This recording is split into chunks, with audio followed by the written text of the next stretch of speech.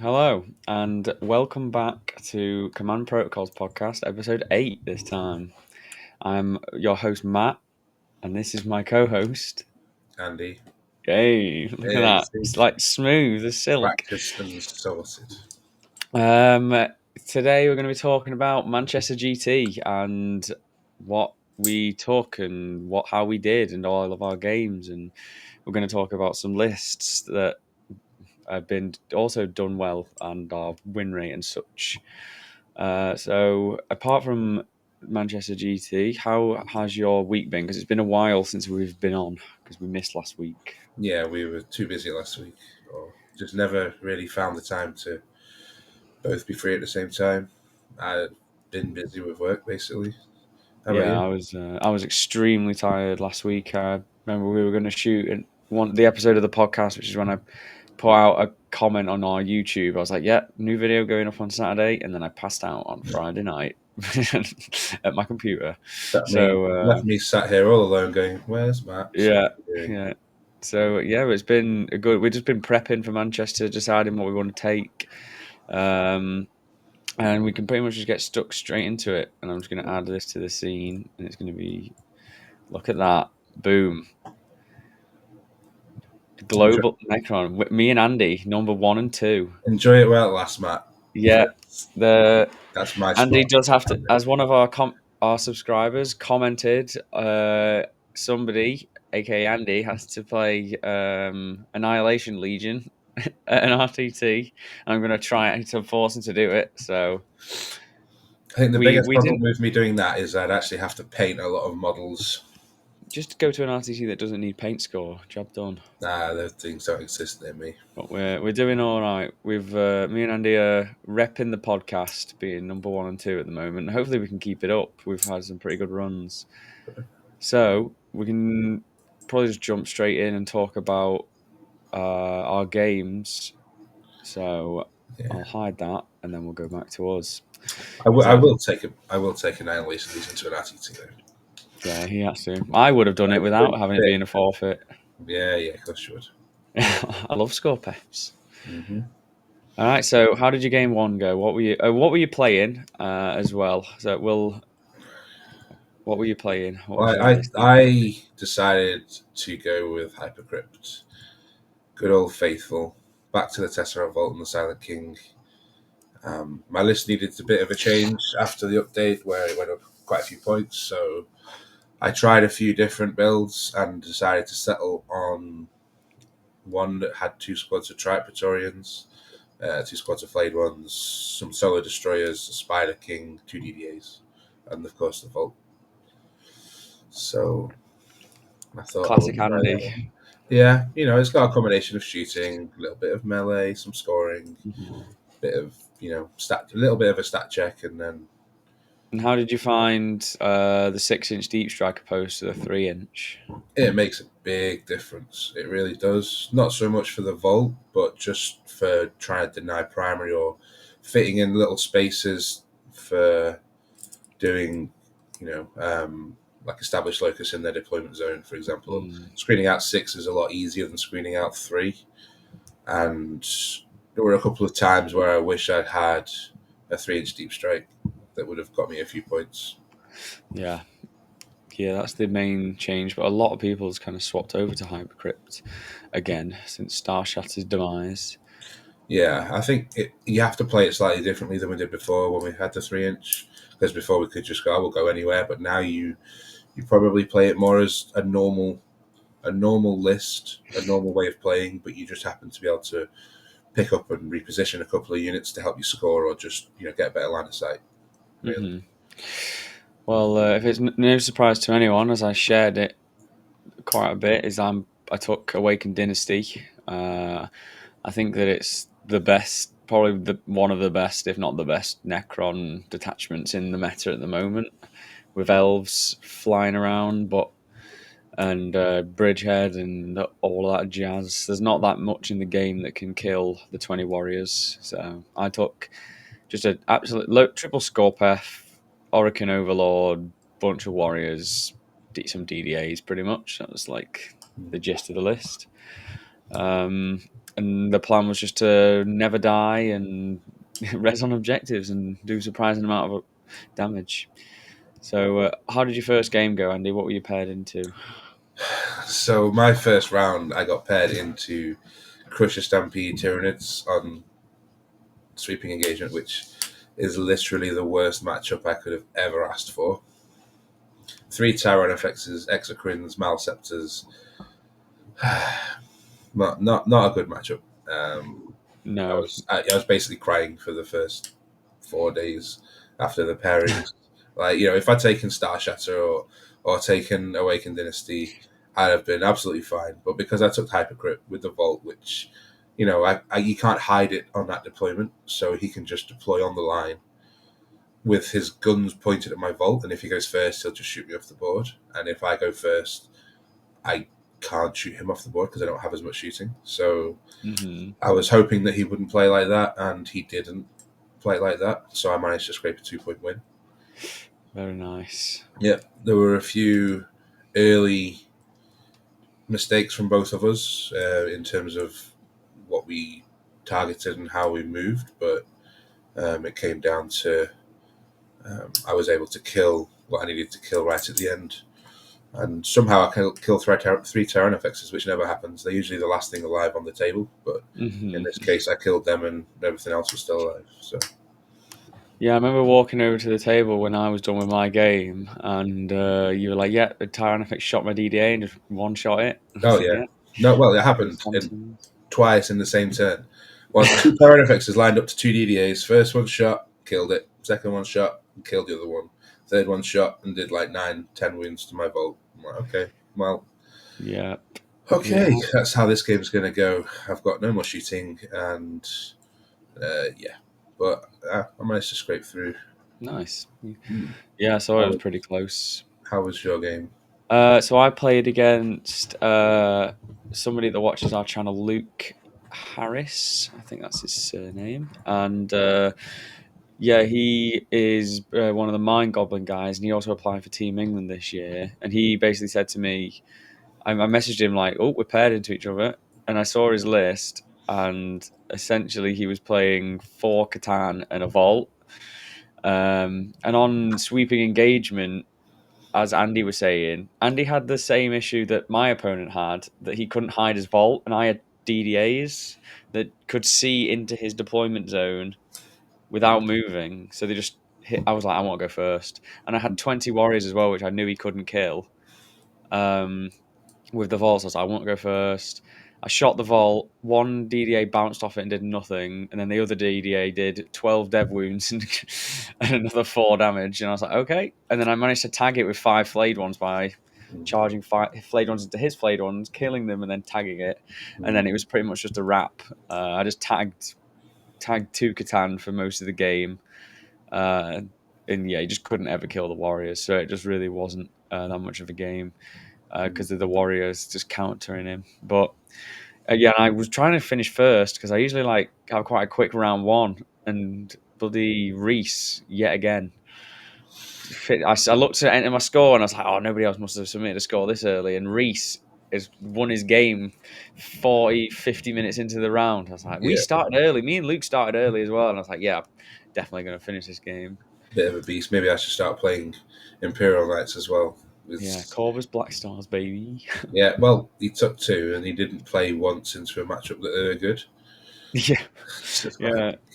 Well, spoiler alert, I didn't play Eldar a single time. So, like, or Guard. So, my entire theory about trying to counter the meta, and Eldar was the most popular, and Guard, I'm pretty sure, or Space Marines. I didn't play Space Marines one time, and I didn't play Eldar.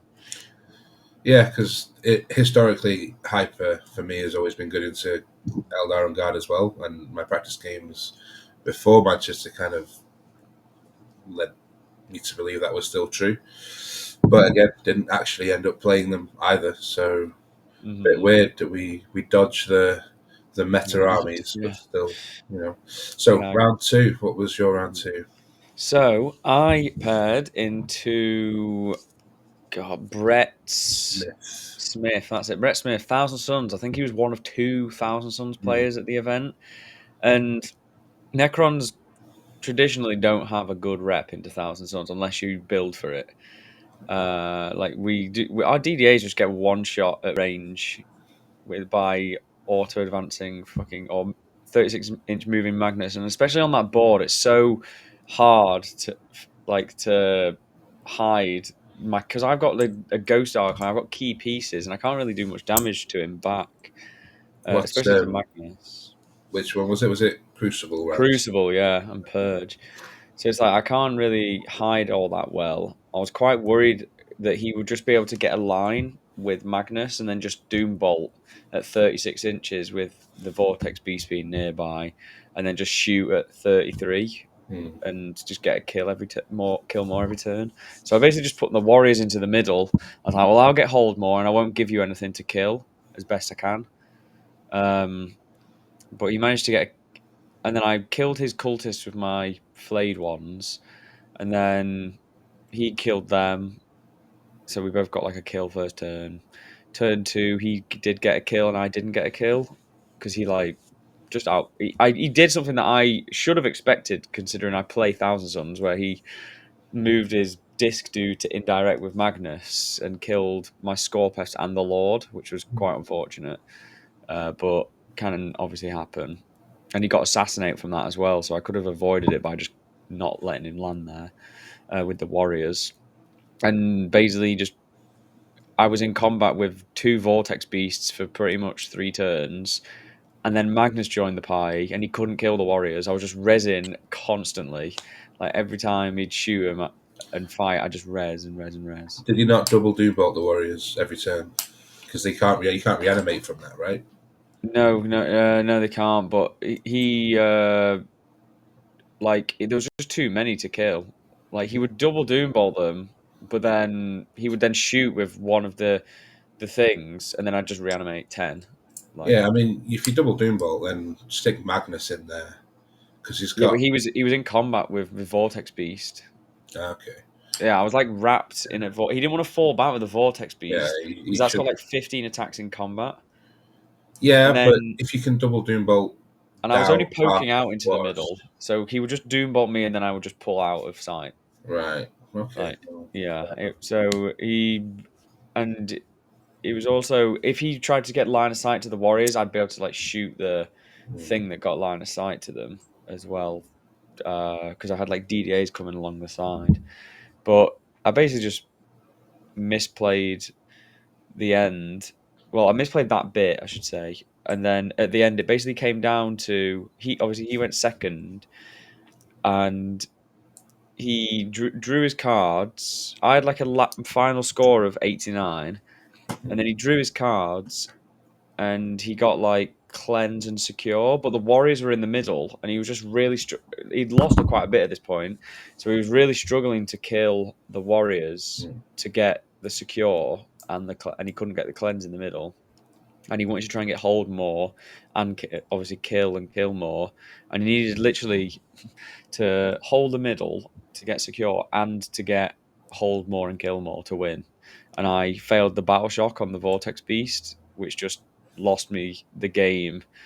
But he still had to kill 3 things in order to get kill more to stop me getting kill more, and then that would have won. And then he killed a Ghost Arc to the wound. Well, it was one over the wound. I couldn't CP reroll to save it, so like super unfortunate because he killed like another squad with a character in basically. So it was just that battle shock. Like I failed a 6-up battle shock and it immediately put me in contention to lose, and I lost by a single point. But it was a really good game, super solid player. Like playing against, they do have the output just to like shoot the shit out of you, Hmm.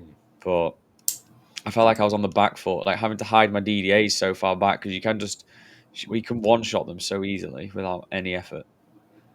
Yeah, Magnus is good. The beasts are good into DDAs. That Yeah, D6+6 death wounds is. yeah, I got quite lucky where that didn't go off like Hmm. at any point. So Fair enough. so yeah, I lost round two unfortunately, which meant I was out of the running for the Hmm. top, but just kept still got a really good score for a loss. So I was just like probably try and get best in bracket. Yeah.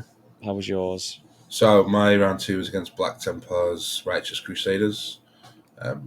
basically one tank and a crap load of infantry, which my list is pretty good at handling, to be honest. I made a bit of a mistake early on and mispositioned my Volt, so when I popped his tank and his sword brethren got out, I wasn't able to mop them up that turn, and they went off and killed 2 units on my flank objective, which it made me out of position a little bit. But one DDA basically it literally wiped the entire squad, and got me back on track. And I think by the end of turn 3, he basically had 2 units and a combi lieutenant left. His big squad of sword brethren couldn't kill the Volt, and then I just charged half my army into it to finish them off. Even though he fought on death a lot, he didn't have enough output and didn't have enough speed to be able to counteract where I was. And I was always threatening his flank objective the entire game, so he was never he never had anything safe that he could hold it with. Mm-hmm. The Volt's really good at that because it can just kind of waddle up turn 1 and be 2 inches away from it. So he felt like he always had to try and feed it with something to stop it from moving, and then that just let me kill units every turn for nothing. So it was quite a comfortable win in the end. That early mistake didn't punish me enough, really. Mm-hmm. If I'd whiffed and shooting and left those guys there, then it might have been a different story. But yeah, it took me quite a while to work out the positioning of where my units would be, because he has a reactive move. So I figured after the first activation, I wouldn't kill the squad, and then he could move behind the terrain. So I needed to make sure I was in position to punish him if he did do that. But as it was, because they have no save, and so all the guys died to the normal damage, and then the dev wounds finished off the characters with the Imble. So yeah, so I was 2-0. You were 1-1.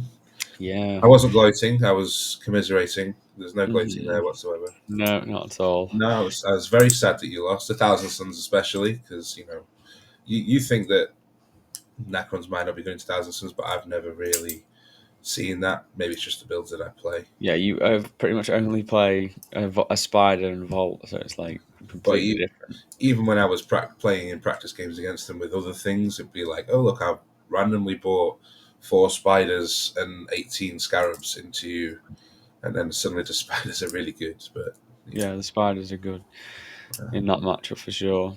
How was your round 3 then? What were you playing into? So round 3 was against Warpbane Grey Knights, the new actual Grey Knights with damage output. And this mission was take and hold hidden supplies, so there was an extra objective in the middle. Yeah, there was. So skirmishing over objectives wasn't quite as important. It's hard to deny all of them, so the game plan changes slightly. But it turns out that DDAs, Tesseract Vault, Silent King, are pretty incredible into Grey Knights. And the only thing I found frustrating was I brought the 2 squads of Praetorians to try and deal with, Marine equivalent Knight, but I never wanted to charge Grey Knights with them because I'd never kill the squad, and then the remaining guys would always, mathematically kill me. So they felt a bit out of place in that matchup, but it was a relatively simple win. I think it was like 100-60 or something in the end. Yeah, I came over and he was just picking up Dread Knights and not going into reserves. Yeah, I think I killed 4 Dread Knights in one turn. Yeah, they do just die like tissue paper against DDAs and stuff, and they're wounding on 2s. Hitting on 2s, rolling, wounding on 2s, rolling. That helps. And even the King is decent with his, because, they're only toughness 8. Yeah. Although I didn't get the opportunity to pick his +1 strength reroll charges to have +1 to wound against him in melee because I was going second, and I could never really predict when and where he'd be, so I didn't think it would be worthwhile taking. And the rerolls was good enough, I guess.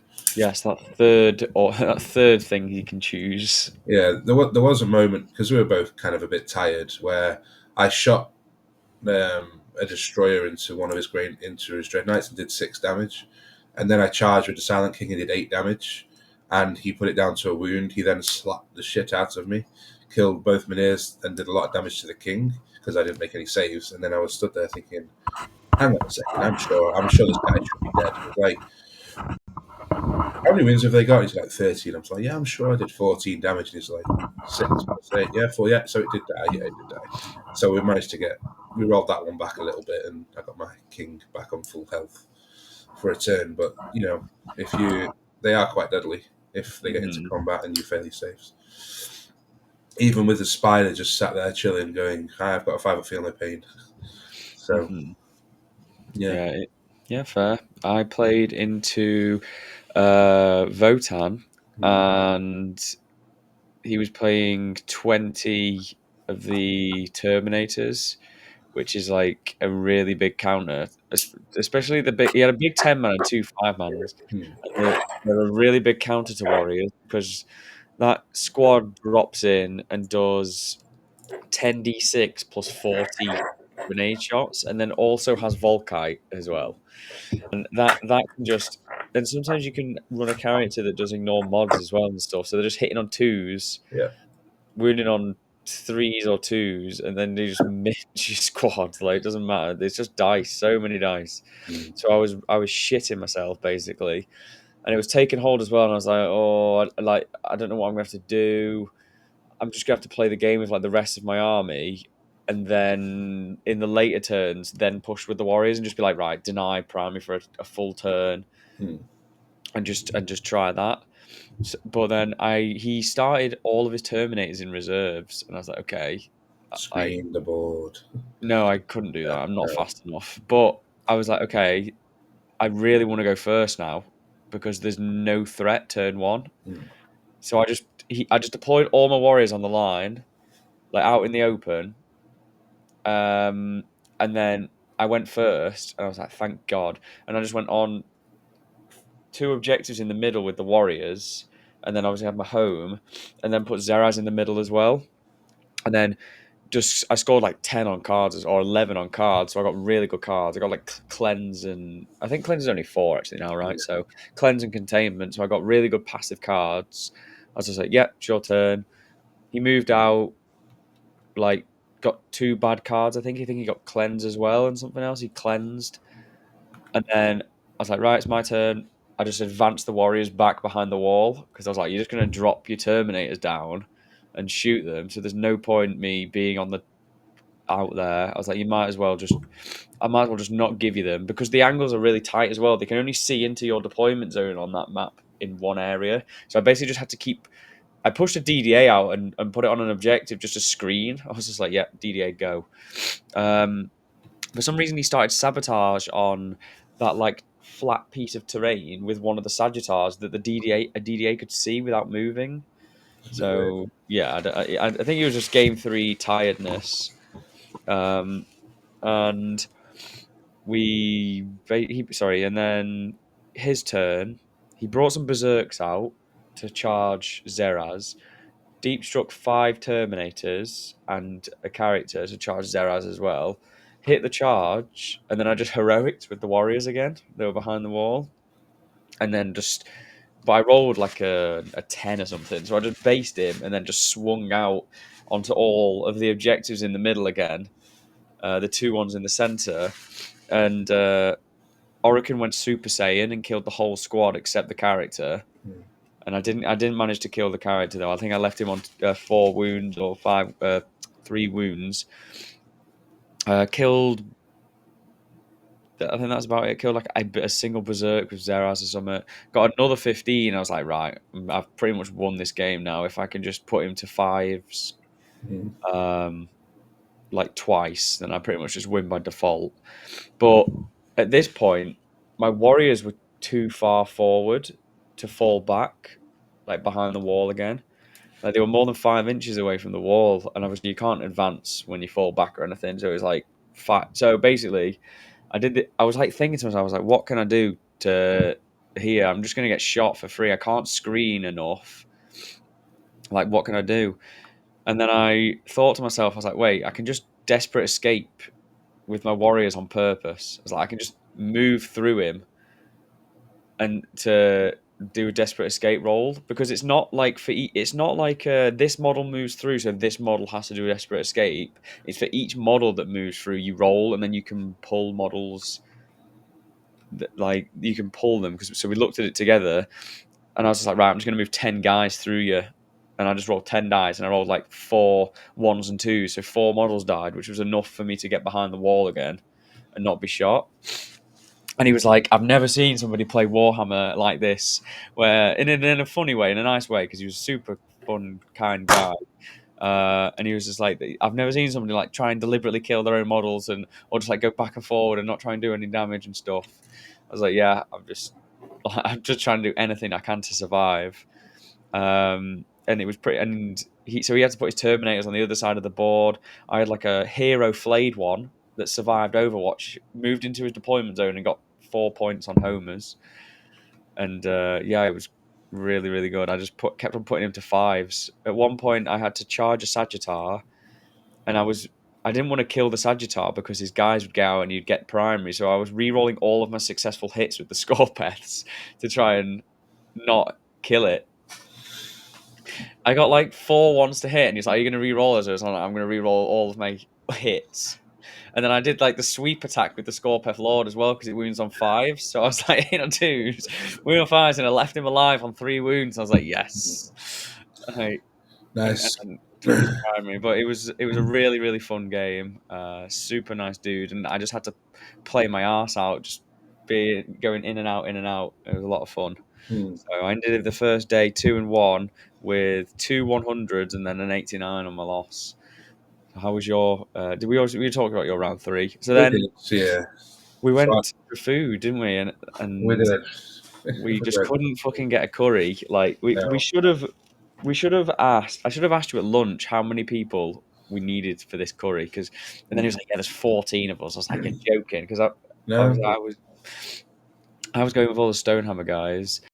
It's like, yeah, there's 14 of us, and then we're like, we couldn't get a curry place till 8 o'clock or something. And I was like, oh, let's just go to Trafford Centre. And then we went to TGI Fridays, and I ended up getting way too much food, and it was a fortune. Yeah, not just that, but we were sat there looking at the clock going, well, it's 8:15. We could have been in the curry house now, wouldn't we? Yeah. And By the time we sat instead we down, sat here. Yeah, so... I was fuming a little bit. I really wanted a curry. Um, Don't blame you. yeah, but it was really good day 1.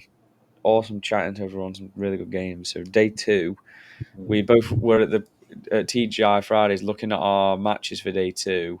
And you had another pretty tough match. So what was your pairing? And this was on the worst mission in the pack, Burden of Trust, Yeah. which, if you don't know what it does, it means between 2 good players, it basically means nobody gets any primary, and then the person that goes second gets like 12 at the end. That's basically how it works. Yeah. And I don't know if you've seen the email, but I think they've said they're going to remove Yeah. Burden of Trust now, which is Yeah. finally, I just hope they don't replace it with Supply Drop, because that's worse. Unexploded ordnance. Well, it's fun. It's fun, but no, for round 4, that's not what you want. I Yeah, think Linchpin is good. Linchpin or the Ritual, but then even Linchpin, it massively favours whoever goes second at the end. It doesn't. It does, because you can... It's as favourable as Taken Hold, but not. No, But you because it actually have doesn't counterplay. max. It doesn't max, It though. does max. It does. Linchpin now maxes at 15. They changed that ages ago. Okay. Yeah, it's But balanced. it still helps. But anyway, yeah. So round 4, along with about 4 other people that we were all sat with, we all got Chaos Knights. And this was 12 War Dogs and some Nurglings and a Beast. And that's quite a tricky proposition for my army, because I only really have 4 units that interact with them in the King, the Vault, and the 2 DDAs. The rest don't really hurt it too much, because they're all wounding on 5s and 6s, and they kind of die pretty easily to the Knights. I can't really challenge for OC, because they're OC 8, and it's just a number that's just slightly too high for a lot of my things to run up and challenge. Like, if they had a unit with OC8, you can kill some of the models and deny that way. But my way of denying his primary was basically just to try and shoot him off the objectives every single turn. But having 4 activations meant that if I had like a whiffy turn, then I might struggle. He went first and basically put some dogs on objectives and hid a couple more. I kind of had a game plan in mind based on what I thought, and our little brain trust kind of thought he might do, and he did the exact opposite. Really? So I was a little out of position turn one in terms of my shooting, but I managed to kill 2 dogs in the first turn, and he basically just killed some flayed ones and not much else really. And then turn two, I killed 3 more, and then I killed another 3. But then turn 4, so at this point I was feeling comfortable in the matchup. I did that classic thing because you've played my opponent as well, and you were I telling me played about him at Nottingham at yeah, round 4. and So you the played. exact same round. And you told me how you rapid ingress the hex mark to score some primary. So turn 2, he does all of his moves. I have completely left the centre objective clear. I've basically left my flank objective clear, and I've just gone for his flank objective because it's actually easy for me to hide there, and it's harder for him to interact with me. So I've got my flayed ones and some Praetorians on his flank objective. Left the centre, and he's just like gone with 3 or 4 little knights towards mine. But he left the centre completely clear, so I'm just like, okay, end of your movement, you sorted, right, rapid ingress the hex mark. And he's just like, oh my god, not again. So that scored me 4 points. And yeah, so at that point I felt, okay, I'm feeling pretty comfortable now. The poor guy fell for the same I thing. bet he feels so bad that he fell that twice in a row as well. And it wasn't like it was a surprise. At the start of every single turn of his, I told him what units I had in reserves, as I always do for all my opponents. I'm like, look, I've got these guys in reserves because I quite often pick units up, but I don't always bring them down unless I need to screen, because it's nice to have those options for following turn, meaning I can pick up some shooting options instead of the scoring options. But yeah, and then there's always a rapid ingress threat, but usually it's a rapid ingress threat to do some damage. In this case, it was just let's leave a hex mark in the skies, and if he makes a mistake, then I can, because it's indirect, obviously, outside of line up range, you can't do anything. But turn 4, the game was still close, but I felt like I was doing okay. But then I had a really bad turn where I had 2 dogs on the Senate to kill, and I couldn't kill any. I killed 1, I think it was, instead of the 3 that I needed to kill that turn. So that gave him a bit of a primary lead and made it quite difficult for me to catch back up, but I managed to. And at the end of the game, we had about 15 minutes left after he's done his turn, and I was basically just going through every possibility of what I can do to win the game. There was about 3 or 4 different paths that I could choose, but I chose the easiest one that would let me win by a point instead of like a tougher one, which would give me a higher points win, but might have been a bit more risky.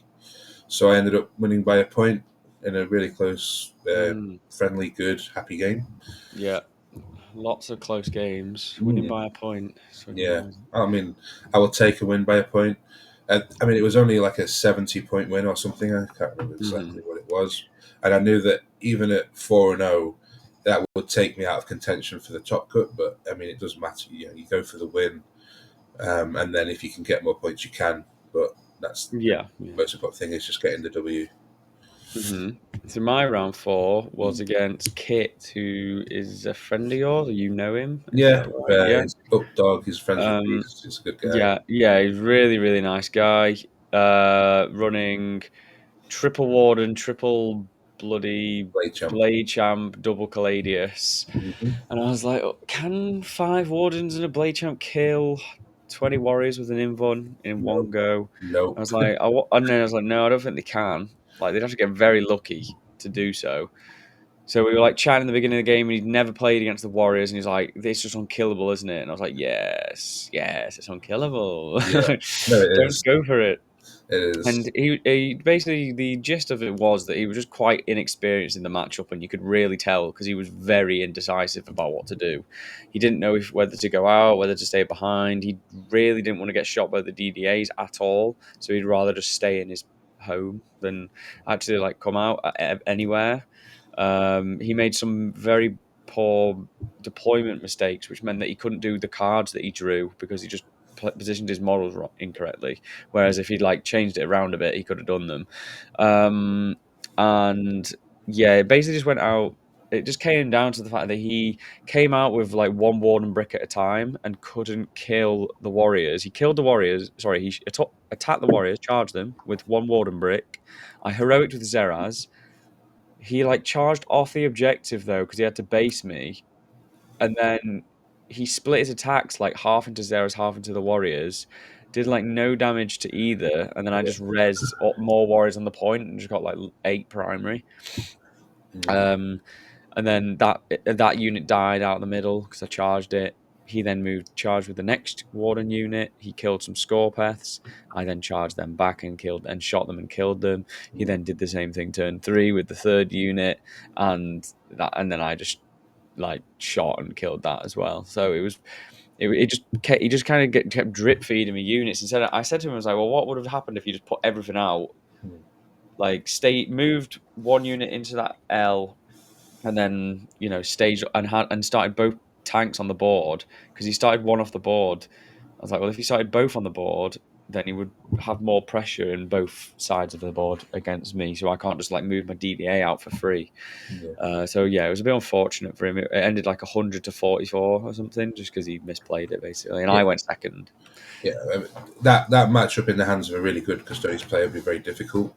You need your DDAs to connect with his wardens to kind of chip him away, but you also have to engage and take out his tanks first, which isn't always easy. If he brings out the wardens and hides the tanks, then you're in a very tricky spot, because you have the Scorpex will trade a little bit with the wardens, but if he pops the Feel No Pain in the melee phase, you could end up just losing the whole squad. So, Yeah. I mean, he popped it in the shooting phase, and I killed one warden with 2 DDAs and a bit extra, but I did manage to kill the squad with 2 Scorpeth Lords, and he made a big mistake as well, is that he just kept on rinsing through he had like 5 CP at one point, and then he burned it all in one turn, and he didn't have enough CP to interrupt, so I just got to swing with both Scorpeth Lords and the Scorpeths, because he just kept popping his like Feel No Pain when he takes Dev Wounds or whatever. It can be a tricky matchup, but to kill the Warriors, he has to like triple up. He has to get all of those wardens in at the same time, let you do your res in between. But yeah, that's what I said. I was like, I can't kill all that in one go, and then by the time, if I do kill one squad, you still got 2 more that are in the middle, like next to me, and I can't do anything about that. So yeah, I'll jump right into my game 5 because it's less interesting than yours. Okay. So my game 5 was against Edward, and I think he's Scottish, and I apologise if you're not, but I think he mentioned that he did live around Scotland, and he basically, it was like his first tournament. He was like 3-0 day one. Yeah, and he's shaking his head because he had an easy game, but he played really well. Like, he said he practiced a load. He plays a lot, but this was his first tournament, and he played really well. And I was exhausted, and I left a giant fucking gap for the Void Dragon to rapid ingress behind my expansion objective. Like, I just fucking brain farted, and I wasn't even going to ask him to like if I could correct it, because it was on me. I was like, I'll just have to manage. But he didn't put it there. He like put it on the other side of the board where my DDA was, like pushed into his expansion, and he went there, and I was like, thank fucking god, because I literally would have struggled really bad. He banged a 10-inch charge into my Zeraz turn 1 with the Nightbringer, just moved it out, boom, 10-inch charge into Zeraz, killed him because I failed my invuns. He did 24 damage with his rolls. I failed all my Fiona Pains. I was like, yeah, I'm dead. I was only on 6 wounds at the time. I was like, I need to pass fucking all of them. yeah. I was like, I need to pass pretty much all of these saves here. And then I just got back up, and then he was like, I'm gonna tag the Warriors. I was like, oh, son. Yeah, Oh, dear.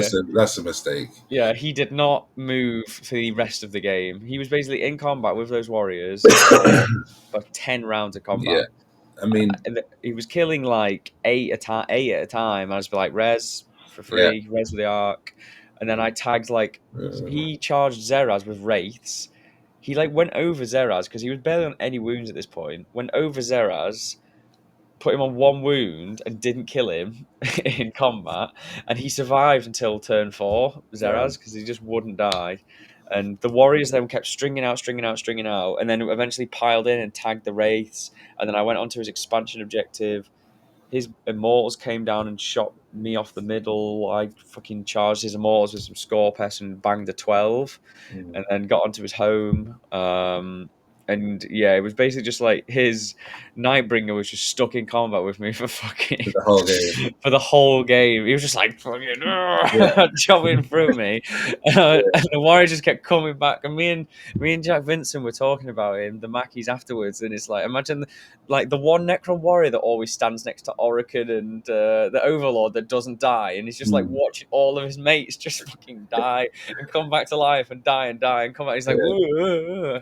oh, it was such a good game. I remember playing against Orcs, and then I had a Transcendent Katana and Nightbringer, and he basically just charged with 20 boys, 20 boys, 20 boys, 20, and they were just sat there for 3 turns, just trying to swing their way out, shooting and melee, and like, Nightbringer with 14 attacks. That's a pretty good sweep, and you've got the Transcendent shooting with 6 and 8 attacks in melee with sustain, but they just sat there, and that was a huge mistake from me to try and engage them like that, because It's he just literally the bogged shard me of a down. god. It's like Yeah. the shard of a god, and what beats it? Just like throwing Just loads of mushroom bodies. just guys at you, like even guardsmen. I mean, my last game, I had that issue as well, but we'll talk about that afterwards. hmm Yeah, It's like just throwing it's like bodies. what I always say. Like the biggest counter to the monolith is 7 models as hypercrypt.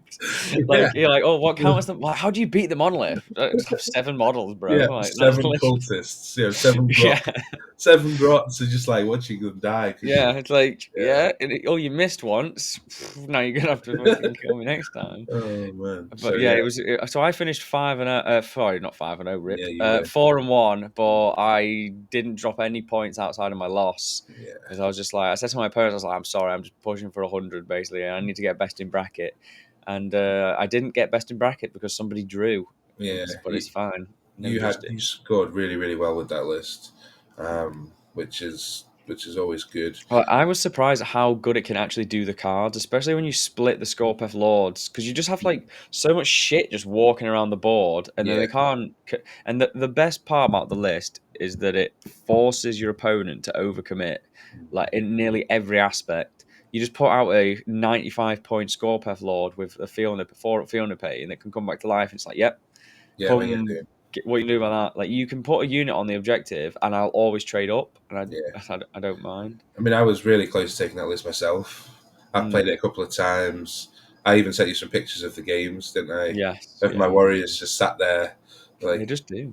there. But I played around with the actual list a little bit because I always like just a little bit more shooting. So if there is a real problem unit, then I have options and I'm not tied down. Like if you were playing against the Custodes player, you just want a little bit more firepower, so you've actually got some damage, and then you've also got, because Serraz and the Lord are good defensively, but offensively can really be quite bad. Hitting on 3s with 4 attacks each, because the little attacks don't really count. Sometimes you can hit and kill 4 guys, or you can just do nothing. So I always want to be able to kill some choice targets, and I feel like 2 DDAs was a bit too low.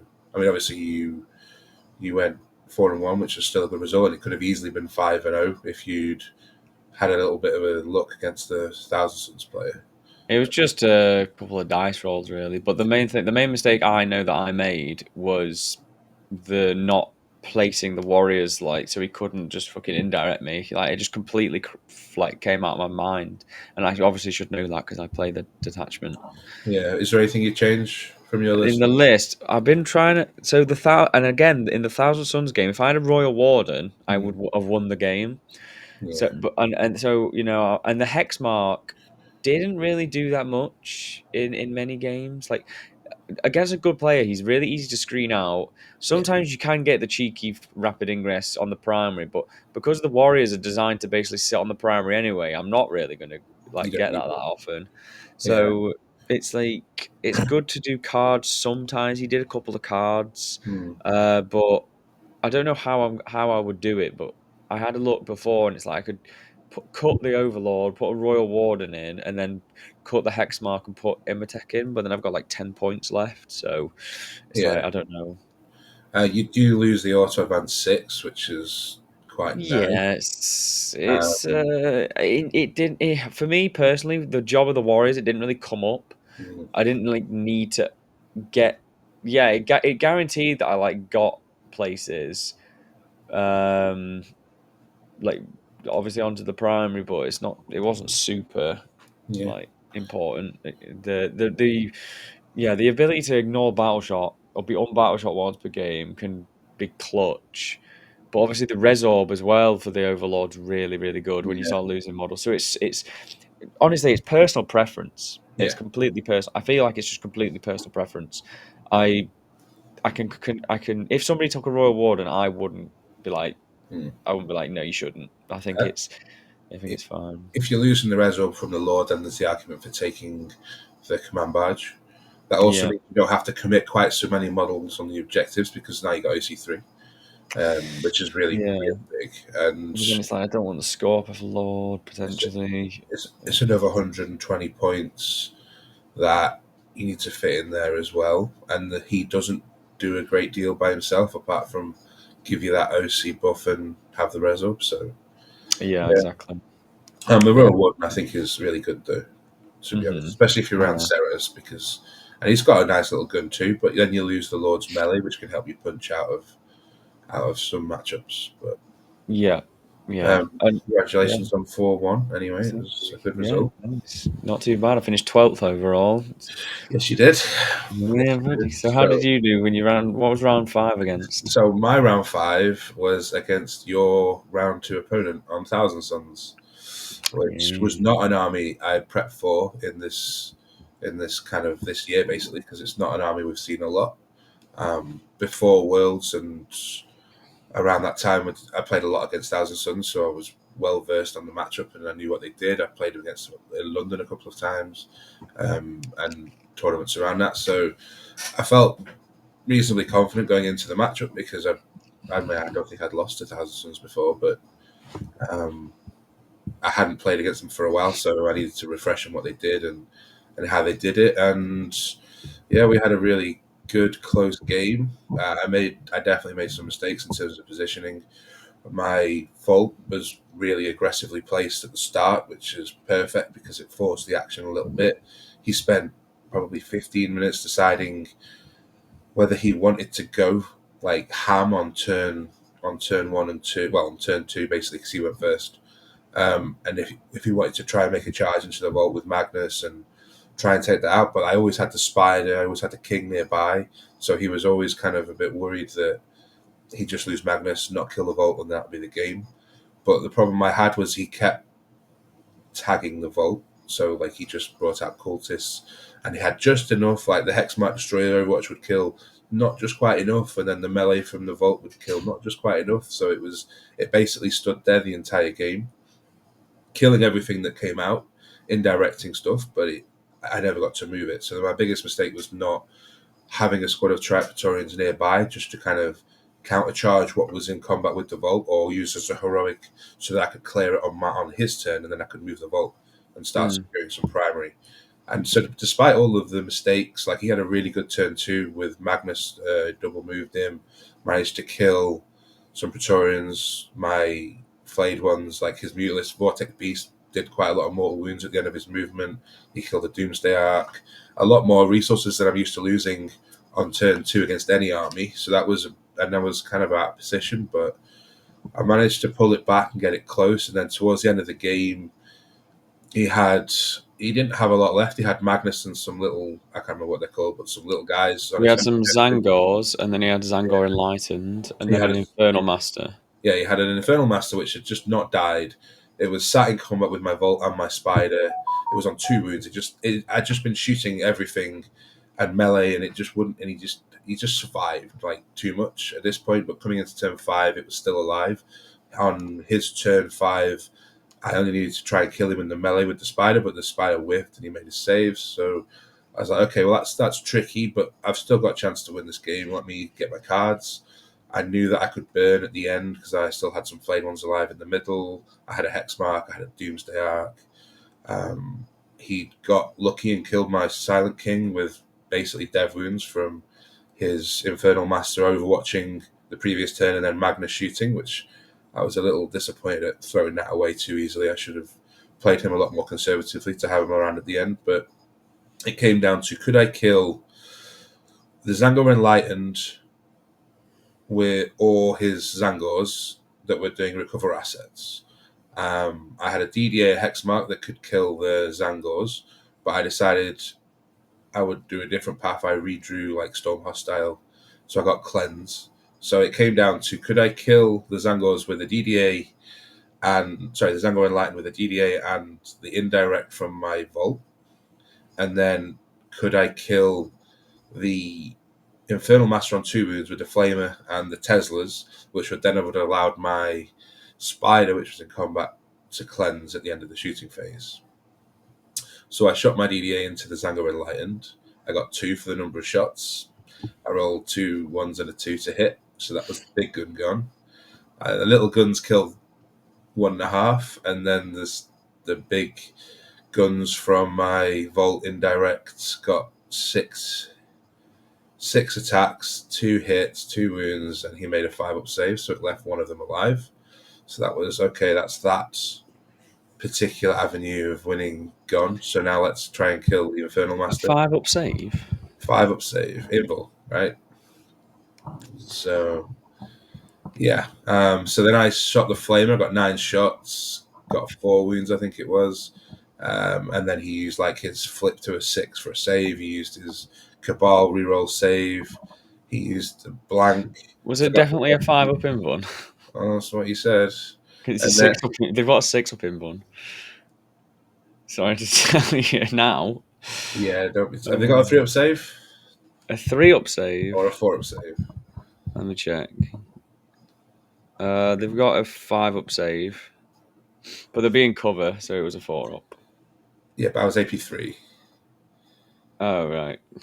No, yes. Okay. Well, anyway, to continue the story, I basically did 1 wound with the Flamer, and then I had 24 Tesla shots. I gave him 13 saves, and he made all 13 to keep him alive on a wound. So I could. Yeah, which is why Andy's name is 0.005% chance, because that is the chance of him rolling 13 3-ups. And that doesn't even include the saves on the on the Flamer. But no, okay. So the Vault did kill the Zangor if it's got a 6-up Invul, not a 5-up. Zangor Enlightened, right? Yeah, Zangors and Zangor Enlightened have a 6-up Invul. That's unfortunate. Well, that's that, isn't it? Really? Yeah. What can you do? Hey, I wasn't around the table at that time, so I wouldn't have been able to say. And I was, I just trusted my opponent. Okay, well, you learn something new every day.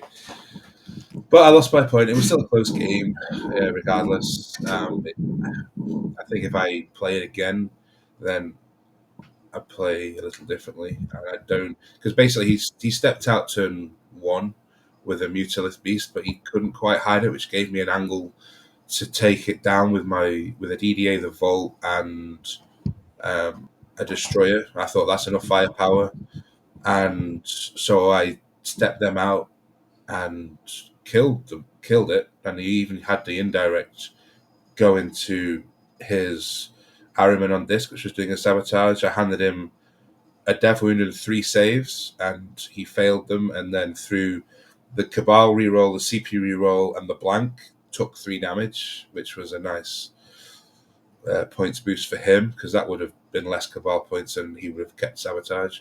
But then he did punish me by killing the DDA. So I could play it slightly differently. I think maybe I don't need to be quite so aggressive in the matchup, because he needs to make the first move, because my indirect can just basically pummel him quite regularly. So I shouldn't have been quite so aggressive in that case. But yeah, disappointed to find out that they have a 6-up, not a 5. Yeah, as long as if he rolled a 5, then he rolled a 5. Yeah, that's like, okay, well, all right. Well, so anyway, so I finished 4-1.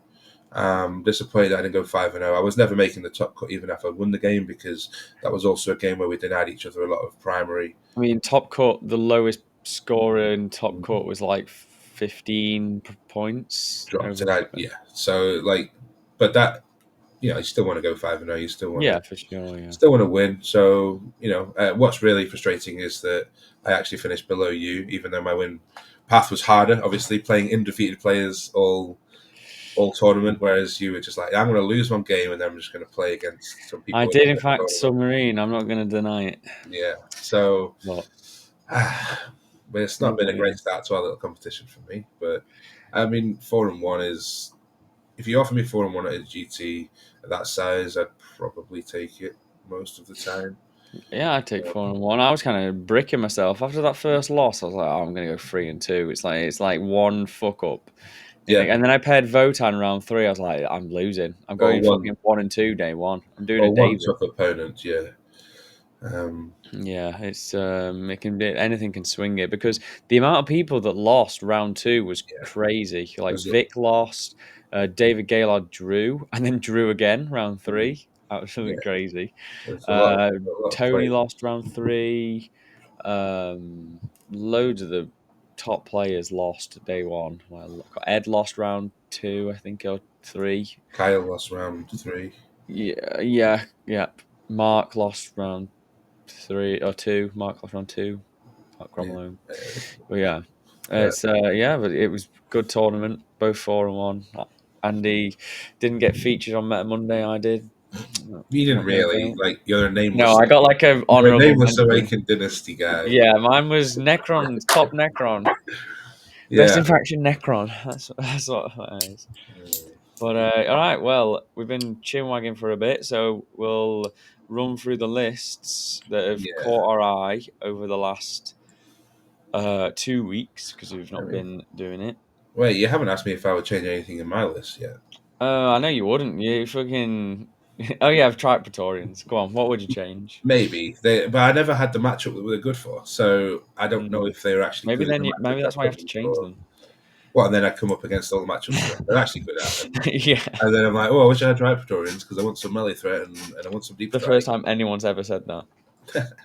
Well, they didn't underperform, but they didn't overperform either. They were, they were, they were slightly more expensive version of Death Marks in terms of action monkeys, but they were also slightly more resilient, which was actually came up quite a lot. So I used them to block carnivores in round 4 so that they couldn't land close enough to any of my key units to charge. Because obviously, 14 units move through a building, they can get some places you don't want to go. So I use them to block that movement and keep my big assets that I need to keep alive. So you would just resort to shooting them with indirect and the Gatling cannon from the brigands, and having that extra wound each meant that they survived a lot more. So I was losing maybe 2 instead of all of them a turn, and then I could pick them up and they wouldn't have to battle shock, so they could still do actions, or they could stay on the board and reanimate. So that for a 35-point upgrade for Death Marks, I think they're still valuable. It's just that's 2 squads of 70 points out of the list. That's already quite tight on points. So it's something to look at, but I think I'll stick with them for now and Very nice. see how they Yeah, go. But you've obviously just built them. oh god, yeah, and I had to emergency glue a few of them. I think they all Mm. broke about 3 times while I was painting them because the contact points are Like a little hair at the end of extra that. badly designed. Let's just put them like that. They're Yeah. badly designed contact points for staffs that stick out in every direction. So I'm also going to try your Awaken list as well. The Warriors were the first thing I ever painted, but the one unit that I've never really used because they were so boring in Index. They're about the same. They're just Just so like boring. there's They just a don't. lot of tricks that you can do with them, and in the future, if I get some time, I might do like a solo vid and No. just show on TTS like some stuff that I was doing with them and some tricks that you can do to play with your warriors because it's not a unit where you can just shove it all out in the open and just be like, Yeah. you can't kill me, Mm. because it will just die if you They will misplay it. yeah. It's a hard unit to use. So, Yeah. what in Other the heck? lists. So this was one list from not this weekend, but the previous weekend that we didn't look at. What are you doing? There you go. There you go. See, look at that. I was getting Yeah. there. So this is So yeah, this was the previous win. It was a 6-0 Necron list. And I don't know. I'm assuming it was just a big event, but I don't really remember hearing about it. But yeah, obviously, yeah, just one big event 55 players, in wasn't it? America because they always do 6-round events for some reason. Mm. There's just a pretty basic Star Shatter list, but we just wanted to showcase it off because Star Shatter is starting to, and this was, I think, pre Eldar book as well. So Star Shatter is starting to like diminish a bit now. Everybody's kind of dropping off it because it's not fucking super broken or whatever they thought it was, and everybody's just ditched it. Now all of the players that just play Necrons are just sat here. Well, Um, it has the killing power, but no one's really found a list that also has the ability to score and survive and score primary. And scoring primary is always difficult for us. yeah, A lot of players have gone to the Wraith Blobs, but Doomsday Arcs are still pretty strong at holding objectives with OC5. It's just, yeah. the opponent can kill them, and if they've got access to Dev Wounds and you're not running spiders, then they can drop quite quickly. Especially with things like Eldar now, with all the Dev Wounds again, and He's you've got running a pretty similar list to what we Mm, took, I guess. But yeah, he's got 10 Lich Guard. he's got Imotech, so he's got the extra CP. Whereas we were taking Scorpec Destroyers, he's gone with Ophidians and And Lichguard. he's got a solo Overlord with the enhancement. A solo Overlord. Yeah, because Imotech will go with the No, Lich Guard. no. Imotech's the solo and the You Lichguard think go so? with it. Absolutely, absolutely. Oh, of course, because of the strat.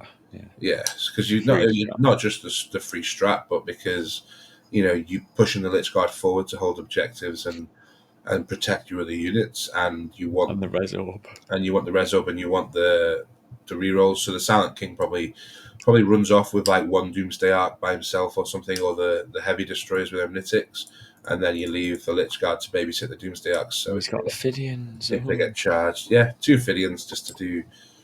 Well, you'd assume cards, but Who knows? hate them still.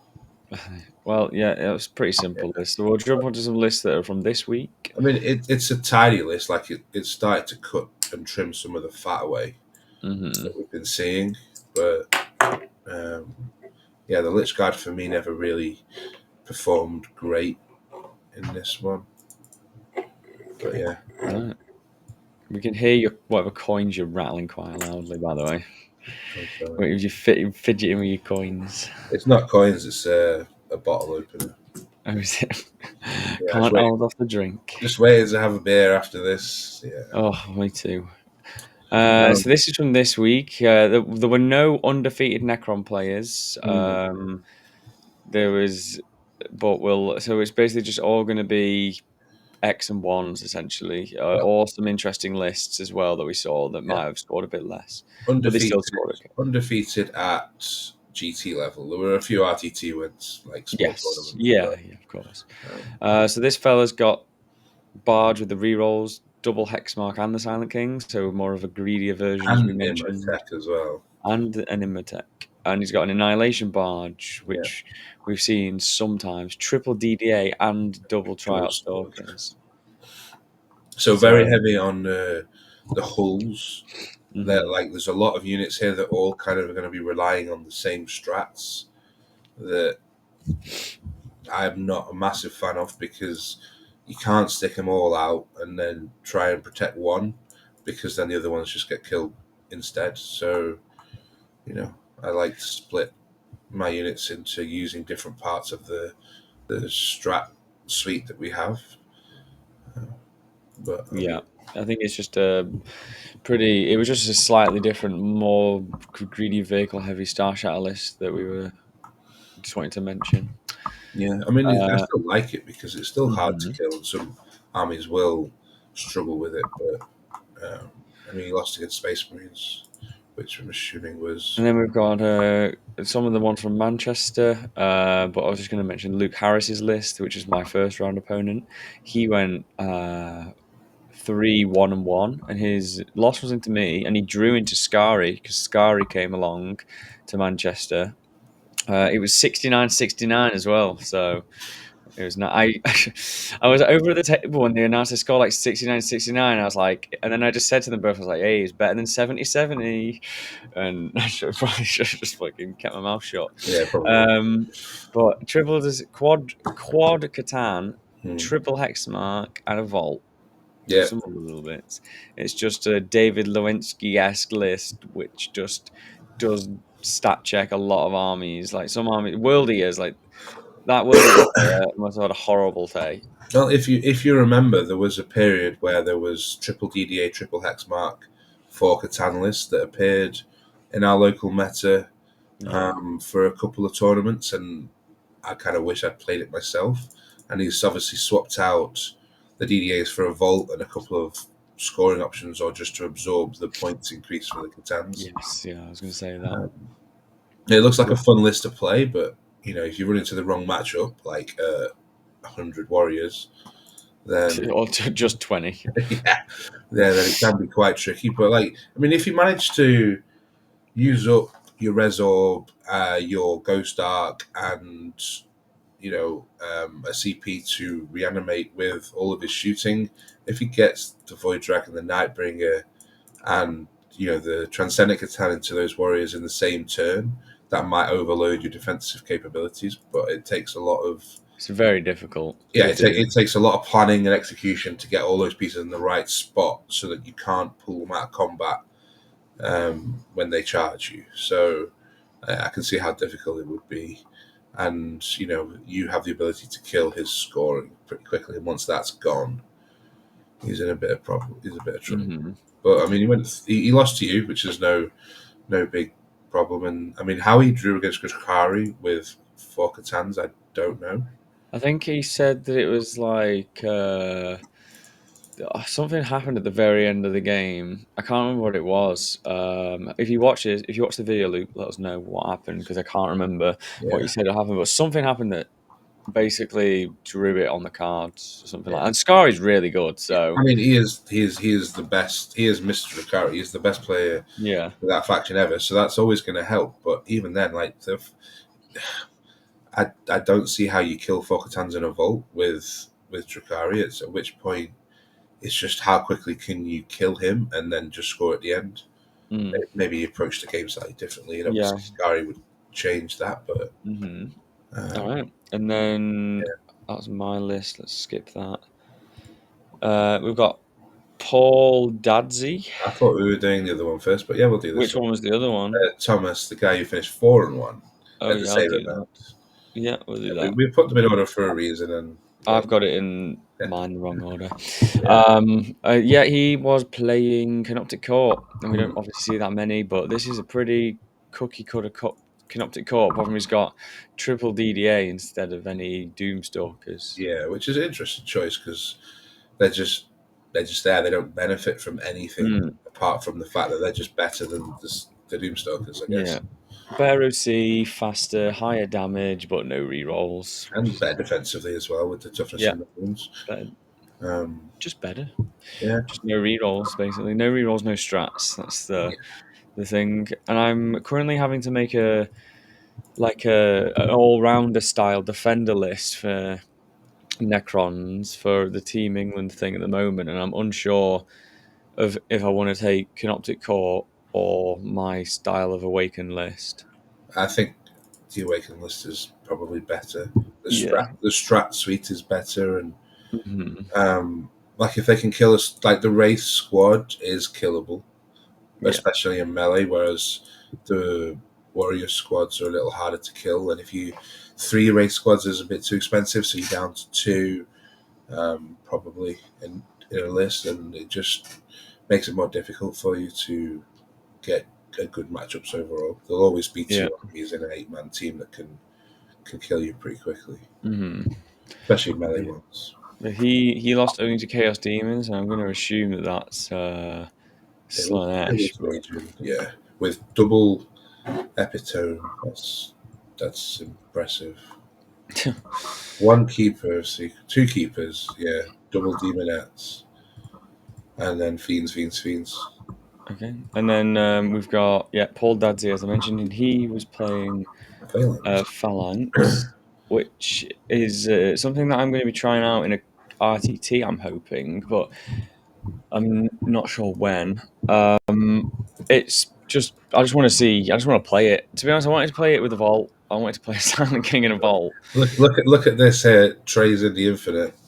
Oh Yeah, yes, and he's got Traz on the Infinite, the yeah. absolute baller. So do you think when he dies, he replaces Imhotep or the Overlord? Not a chance he plays Imhotep. I don't even know if I wouldn't even want to replace the Overlord. I mean, He just sticky objectives. He's just got sticky. Like, there's 30 Lich Guard in this list, so yeah, it's just hard to shift. It's hard to shift, and but it's a slow. There's only two DDAs. The King, this. like Phalanx, does look strong, and the Vault works nicely in it. It's a shame that the Sustain 5 strats is non-Titanic because being able to get Sustain 5s on your Maybe we on should your take a Tez. Doomsday. But yeah, but then a Doom Scythe. Oh, do you really want to -1 damage a Doom Scythe? Not really. Like I barely even want to 4 up feel invul in hyper if I ever take one. I don't want to take a Doomsday. If I was just, it's the only thing. I wouldn't. I mean, in the list I made, I had 10 warriors with the Overlord, and then the enhancement for reroll hits onto an objective, and then you can do the crit 5 strat as well. I think that belongs in the Immortal squad though. You put that with the Immortals and a Chronomancer, and then because you get the crit 5 strat for free, so you don't need the Plasmancer, so you get more mobility with the Chronomancer and more That's what I defensive. was saying. Yeah, I like thought you do said it in. Warriors. You said No, well, yeah, I meant Immortals. Sorry, yeah, if I said Warriors.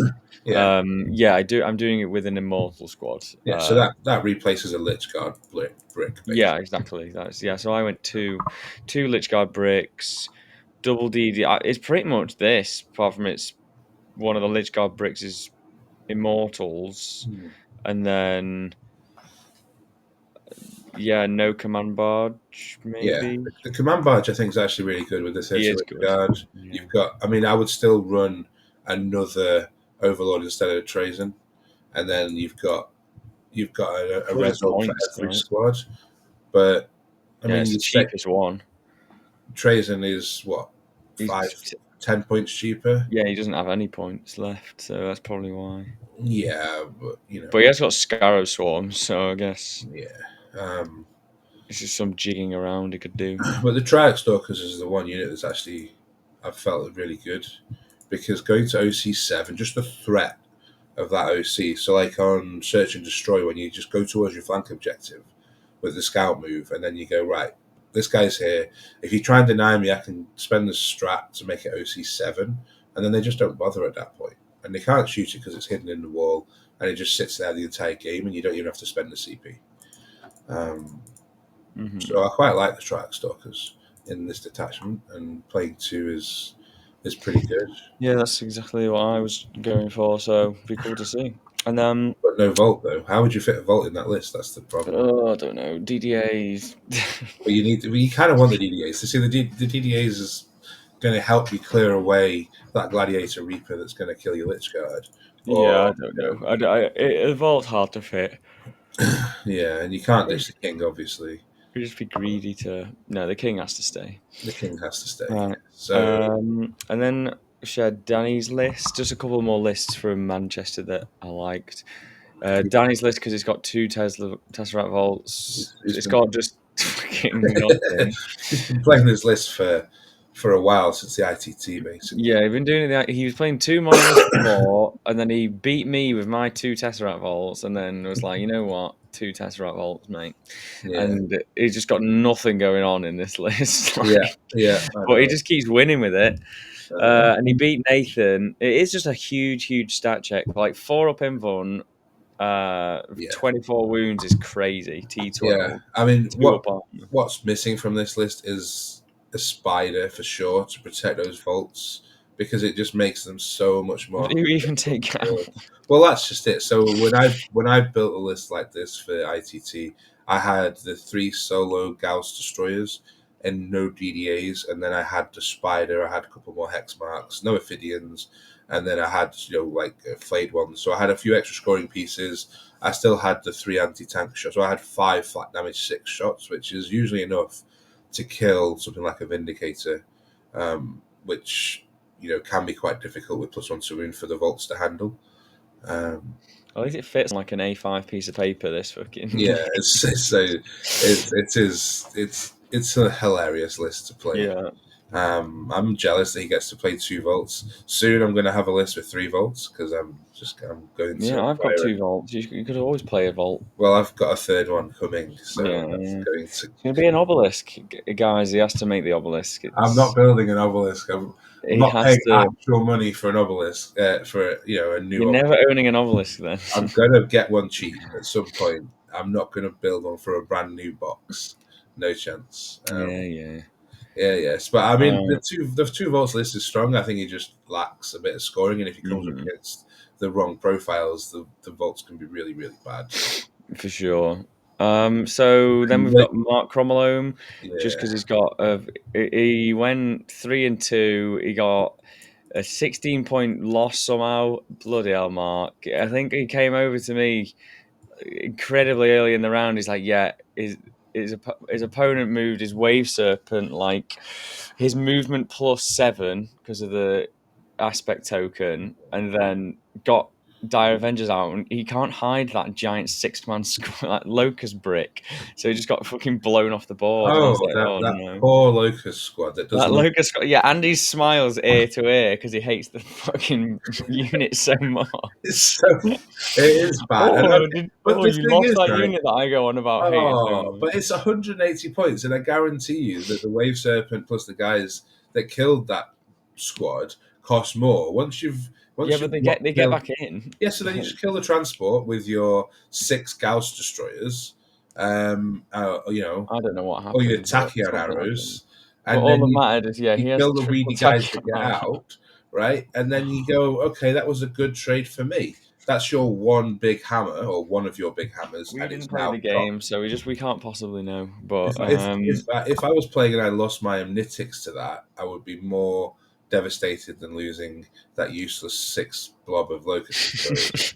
If I'm being honest, because one Omnitic can take out 5-man guy or 5 squad of useless unit, Eldar. 6 Whereas locusts. those 6 locusts are just going to look at them and go, "Hi, yeah, we're going to do nothing all game." That Apart shit, from, 50 mil base. I mean, it's to be honest, that 30-year-old sculpt. that 6 squad with, I assume, the Lord, right? They are just going to move block your entire army every game. Self move block. Yeah, it's a handicap. I activate Uno reverse. I I'm move block. handicapping myself by taking this unit. Part of me thinks I know Mark, and part of me thinks he's just taking it because he doesn't have any other Necron models, maybe. He But I'm fucking loves sure the he unit, but he does. says he wants to drop it. He was messaging me like, Then drop it. I might actually drop it. I was like, this can't be true. And It he's ha- been running this unit since fucking start of 10th, I mean, probably ninth edition. I have 12 of them, and I've tried to play one blob once and just thought, nah, it's just going in the bin. I really like the blob in Star Shatter, but that's just my personal preference. Yeah, Like but not over the we Emetics, have but I had did this like it. argument so many times. They are, Emetics are better, but yes, I did like the now that the +1 to wound's been nerfed, I don't mind the 6-man. Anyway, let me run through his list but before we they start putting need the chin +1 wagging. to more than the. They've got lethals. Yeah, Triple Overlord of Tachyon. It's Hypercrypt with triple Overlord of Tachyon Arrow. yeah. Absolute baller move. Like, Mhm. they're going to come in, they're going to miss with the Tachyon Arrow, they're going to free strat, CP reroll, hit, reroll to wound for the Immortals if it's on an objective, or reroll once to wound against Yeah. anyway, and then they're going to pass the invuln. Or they could Well, fail it and it could do 12 damage. so this is the thing against something like a gladiator or a ballistus dreadnought. They're actually quite good because there is no invul. But yeah, AP5, ladies and gentlemen. AP5. I mean, imagine if you ran it with Serraz for AP6. Imagine if you just Now, one shot how a good would that Vindicator. be? AP6. AP6. Vindicator. AOC in cover. Doesn't matter, mate. Exactly. 6 Yeah. shot. But I mean, that is something to try. If I was teching into playing against Marines specifically, that's something you might think about. But it's the fact that it's just one shot. Now, if in Awakened Dynasty they used it, they died and then got back up and could do it again, then you might consider it. But no. Oh, yeah, it's a funny Um, list, though. Triple Plasmancer, double yeah. flayed one. There's that 6-man. Yeah. And then 9 destroyers, heavies. And he just loves his destroyers, Mark. He does. And I fucking love this list. I really do. It looks like I it wants to be an Awakened Annihilation Legion list, doesn't it, with all the destroyers? Yeah, it does. It really does. It's But, just, I mean, but there's no invuls apart from no, the and that's how I Overlords. win games. Yeah, I can't play a list like that. I need to be able to always have a chance to live. like one Predator tank. It just looks at that and just goes, well, goodbye. Okay, so we're gonna have Yeah, a look at Meta Monday, and we're gonna look at the last 2 weeks. So this is last week. yeah. We're gonna skip over all of this jank because Necrons didn't win nothing, and they Hmm. didn't win anything this week. But let's see how far down we have to go before we see us Quite a long way. our broken faction that needs nerfs. Yeah, 46% win rate. yeah, Awakened Dynasty chilling at a cool 45% before I played yeah. it. Canoptic Core 50, and that's the best one, Canoptic Core. And I think it's got 2 players or 10 I, players. I'm not sure which one it is. it's I'm not sure 5 which. players, I think. The middle one, 5 players. Yeah, with 10 Hypercrypts wins. Awakened was incredibly popular that week.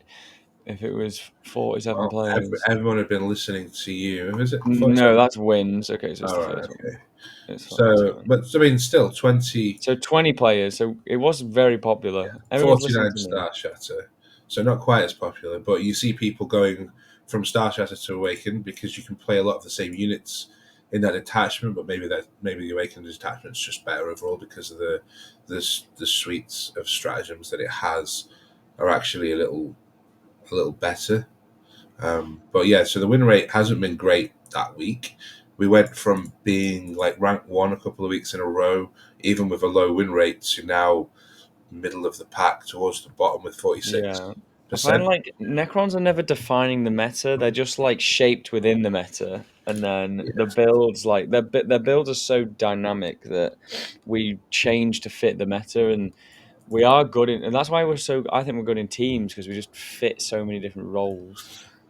Hmm. We do have counters into a lot of stuff, but not So going to dwell on that too you long. could say, all right, maybe it was a bit of a quiet week. It was just we didn't do particularly well this week, and that's just an anomaly. But then if you look at this week, where we once again had a 46% win rate, we were actually we went from 80 players down to 55 players. So we've had more players leave playing Necrons to go to other armies.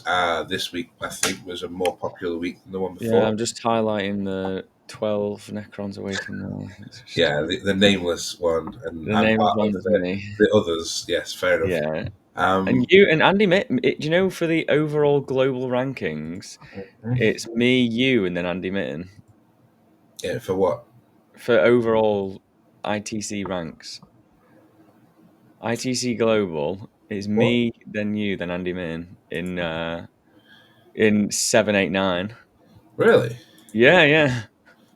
I'll That share the is screen. that There is you go. awesome. Look there. Uh, I'm 7, you're 8, Andy Mitten's and 9. there's Andy. Well, good And for there's him. Brett Smith, 10. Yeah, He should be bloody swapped the after that 5 conqueror of run. command protocols at one event. Yeah, You sir have a target on your head now. yeah, he's chosen Conqueror of the Arisen Yeah. fucking dice. Okay. But yeah, he's So back on yeah, topic. we're doing well. Yeah, back on topic. Back on topic. Get on there. We saw Star Shatter drop, I think, for the first time to below 45% win rate. It's still the most popular detachment we've got. Your Amazing Awakened detachment, which you said is definitely the strongest, is down to 40% win rate, and that single X and 1 player was you. So Americans, stop being shit. and then the Canoptech Court with its cool 60% and 2 players. I mean, okay. 2 players. And we can see that quite a few people have started going back to Hypercrypt now. I think there's 3 players X and 1, and was it 2 of us were at not Manchester? I can't remember. For Hypercrypt. Yeah. Was it? Yeah, there was 2. Yeah, I think there was only me and you with only 4 and 1, and then there was 3 1 and 1, and then it was all 3 and 2. Luke Yeah, so he's Harris. X and 1 still. Yeah, so that would count. So two of us were there, and then obviously we don't know where the rest were. Then yeah, there was another one. 46% win rate. Yeah, Like so, for example, you like and me, we're 80% win rate because we won 4 out of 5 of our games. yeah, So that means that like if Awakened Dynasty's 50% win rate, and I've lost one time. 40% win rate. So I mean, 40, yeah, sorry, I yeah, think this 40, shows that a lot of the players who went to 2 and 3. That's where people are going. play Necrons when Necrons were one of the better armies have now left and gone to play the other armies that are doing really well. I mean, we are way towards the bottom now. Not quite, Cowards. not quite 28% sisters bottom. You know, Yeah, that is very unfortunate. and I mean GSC are there with 44% win rate, and you've got players like Innes. Yeah, I mean that's Going, it. I don't care about that win rate. This is how it should be played. The rest of you can't, you know, just can't Yeah, keep up. Um, yeah. Grey Knights at 45% win rate. yeah, but there are still people who play their factions that are putting And up. still people who take flamers on a Fights First squad. Oh, man. But yes, there's some really good fucking stuff out there. I think Yeah, for us, is it it's quite balanced. Now there's obviously only a couple of people playing Phalanx, that or Canoptic Court. One of those Canoptic Court players was Matt Day from Black Tower. He went 2-2-1, which is really good for like his first big tournament. But yeah, like I think we've got a lot of play, but we're not dominating anywhere. And people that say we are tripping balls. but I think it also shows that win rate for a faction isn't solely based on the faction. It's just more based on the players that play it. And if you get a lot of top tournament players gravitating towards the faction, its win rate will naturally go up, and then it'll get a bit of a nerf potentially, or something better will come out that attract the attention, and they will gravitate towards those, and our win rate will just drop drastically. And I think that's happened over the last 2 to 3 weeks. That we've got Eldar come out, Guard Codex has come out. I think a lot of players are going towards that, and we've ended up with a lot of players who basically only have Necrons, maybe, or who prefer playing Necrons to the other armies they've got because it's what they have most of. And I don't think it truly represents how strong we can be, because we're still doing quite well. Obviously, we didn't win anything this week, either of us, but we gave it a good shot. Yeah, for sure. I think we've definitely got. I don't know for the balanced data slate. I'm really hoping that we don't get hit. I don't think we need to be hit. A lot of people are complaining about the DDAs, but it's not that consistent. It really isn't. You can make it consistent, but there's armies out there that are a lot more oppressive than us. Hmm. I think maybe a little point increase back to 200 or something, but I think with the DDA, it's the feels bad factor of, you're playing against it and someone goes, well, I've got a D6 plus 1 shot. So look, here's a 1. Well, that's like, okay, I'll CP roll that. Oh, I've got a 6. And I've got 7 shots and I'm rerolling ones with the king and I haven't moved. So it's 2s and then I'm winning on 3s. Oh, look, there's 12 death wounds. And they can be so swingy. And when they do that, they can one tap a lot of the things that you're coming up against. But then more often than not, you're getting 3 or 4 shots, you're missing with 1 or 2. They're making a save, you're not getting any death wounds because you've moved to get line of sight, or you're playing Hypercrypt to pick them up and put them down. And it is our best shooting platform by a mile. If you nerf them, we don't have a backup. Like if you look at Marines, where you take the Vindicator and say, okay, let's slap 50 points on that bad boy. He's been oppressive for too long. They go, okay, well, we'll take them out. We'll put a Gladiator back in, or we'll put Redemptor in, or we'll put a different Predator in at 130 points. And they have a lot of options that are just slightly worse than the current ones, but they have options. Whereas if we lose the DDA, what are we replacing it with? Are we going to get a points reduction on the Canoptek Doomstalker? But will that even make it playable if it was 120 points? I don't think so. hitting on fours is just not consistent enough. It'll definitely see playing Canoptek Court. It might make that detachment more popular again, especially with the race going down last time. But we need to see a new unit or a new, a changed data sheet. So maybe the Annihilation Barge, gets a new add-on kit to change the Psychomancer becomes Lonop. Deep Strike Lonop, Psychomancer. Deep Strike Lonop, yeah. Spoiler alert. Yeah, that's what's happening, baby. So if they do nerf the DDA, because it is played in the majority of lists, no matter what detachment you're playing.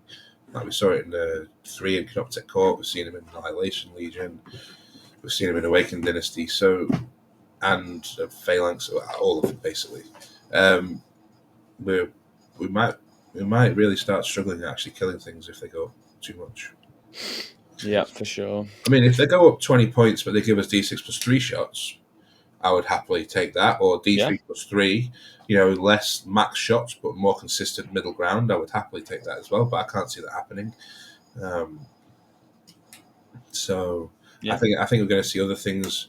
Maybe we'll get slightly changed. The units that have suddenly popped up, seeing a lot of play, and then again maybe some points tweaks. I think flayed ones are going to get nerfed a bit. I think they're going to go up. Yeah, they have that insane ability of just being unkillable sometimes. Where opponent looks at a cheap infiltrating unit that can do work into other little cheap infiltrating units. Yeah, they don't really trade up though. I found unless flayed ones kill flayed ones, and I love that. I know that's not trading up, but flayed ones are so good at killing flayed ones. They are. This is just one wound, one wound with a 4 of save. Flayed ones to go kill Eldar. We love flayed ones into Eldar. We love flayed ones into anything with toughness 3/1 wound, but excellent. They only move 5 inches, so they literally. This is where they're going to stay, and if you interact with them, if you don't kill them, then maybe they'll kill you. But they're not really going to be charging much, and all it takes is one flamer in a fight first squad on Overwatch to kill most of a squad. Yeah. All right. Is there anything more that you want to talk about? We've been chatting for a bit. I think. No, it's been a pretty good episode. Yeah. Any tournaments coming up? Yeah, I've got an RTT this Sunday at Black Tower again. I don't know what I want to take. I might just take my Awaken. I didn't lose the bet. We could build a fit. I'd still take the. Yeah, I mean, we could build a what? What do you want? We could build a Phalanx list if you want to play that. Yeah, I just don't have it painted, so I would have to play painted score down. But it's still obviously possible. But Matt, you're the best in faction at Necrons. You don't need those extra 10 points. I know. I have played that tournament and won it without painted score a few times, but it's just if you go there and smash your opponent quick enough, you can use the remaining time of the round to finish up painting your models. So maybe for round 2, you'll get a painting score. I saw somebody doing that at Manchester GT. That Dan lad who was playing the Eldar who beat Mark and whatever, Dan from Red Dragon, he was like painting his Eldar like between rounds 1 and 2. Nice. So, nice. All right. Have you got any tournaments coming up? Nothing this week.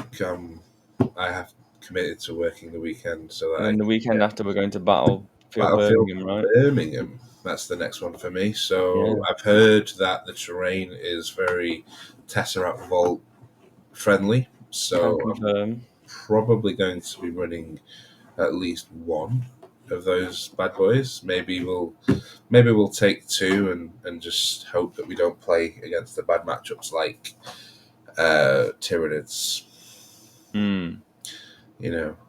But we'll see. I've got a couple of games maybe. Do we know when list submission is? Probably Sunday. That makes me very sad. I'm not. I checked the pack, but I might have one game on Friday then to practice something stupid. But yeah, so that's the next tournament for me. Nice. Looking forward to it. Yeah, I'll see you there and try and beat you again. And do it again. Well, yeah, it's the last 2 times, so I mean, yeah, it turns out that Jaguars have a 6-up involved, not a 5-up. Yeah. So yeah, I feel a little aggrieved, but we'll get over it pretty quickly when we get. yeah, you'll be all right. I've only ever come 3rd place at fucking Battlefield Birmingham the last 2 times, so I'm trying to get 2nd or 1st. Well, I've heard there's some pretty good players going, so it's Yeah. not going to be easy. Me, Nas, you, Chris, Vic. Don't know who else are going, but Andy, who's currently top Andy 10 Mitten. DC as well. Andy Yeah. fucking Mitten, my boy. And you betrayed us. You've gone with another team for your. I have. There's a team. For anyone that doesn't know, there's a team aspect of it where it's not an actual team thing where you play in a team. It's like you all go do your single stuff, and then at the end of the round, you submit your 3 best scores. Doesn't matter how well you're doing in the tournament. If you get 100, it's 100, and then you add the 3 best ones each round, and then for 5 rounds. Yeah. Then if you get the highest score, you get some cases. Matt has decided instead of being an alpha in his team, he's going to get carried by the other 3. That's it. We'll see if he even appears in the scores. We'll see. I'm sick of just putting in all that work. All right. Well, yeah. All right. Thanks for watching, guys. Yeah. Like, subscribe, comment, tell us things. What can we improve? What can we talk about? What did you like about the video, etc., etc. And if you see us at a tournament, come say hello. Absolutely. It's always really nice. It's been really cool. Manchester people coming up and saying that they watch our podcast, which is kind of crazy because we only have like 200 subscribers. So awesome stuff. Right. Catch you guys later. Yeah, cheers. Bye. Thank you.